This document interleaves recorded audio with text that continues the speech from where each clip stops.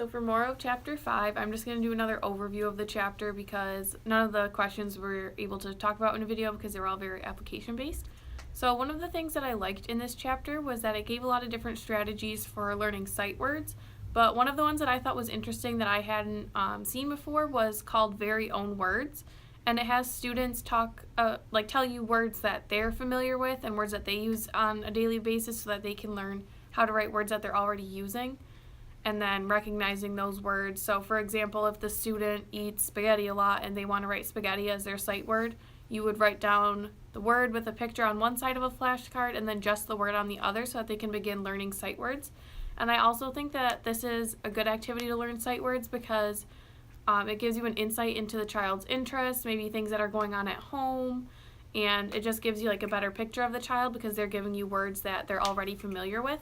So I guess it kind of shows what they've been exposed to, more so than just learning sight words based on common words or words that don't follow pattern.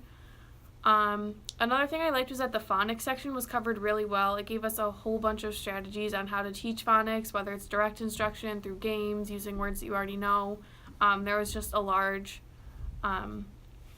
number of strategies used to teach phonics, and I thought that was really nice, and it also connected with the Common Core standards, so it was nice to see the alignment in there. One question I had was for the reading readiness checklist that was listed in the textbook.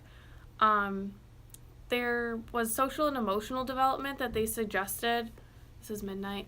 There was social and emotional development checkpoints that they thought students should meet before they can begin reading independently, but there wasn't a lot of information on why they had those standards really. So I would have just liked to see more information on where those suggestions came from about why students should be able to share and play with peers before reading independently. And there were also gross motor developments that they thought students should have before reading independently, like being able to run in a straight line. And so I'm just curious to know how they came up with those standards and kind of what those activities have to do with reading and how they came up with those alignments, just so that if I were to ever use a reading readiness checklist like that in my classroom, I can know what I'm looking for and why I'm looking for it rather than just checking things off and deciding that students are ready. So that's kind of what I thought about Chapter 5, and yeah.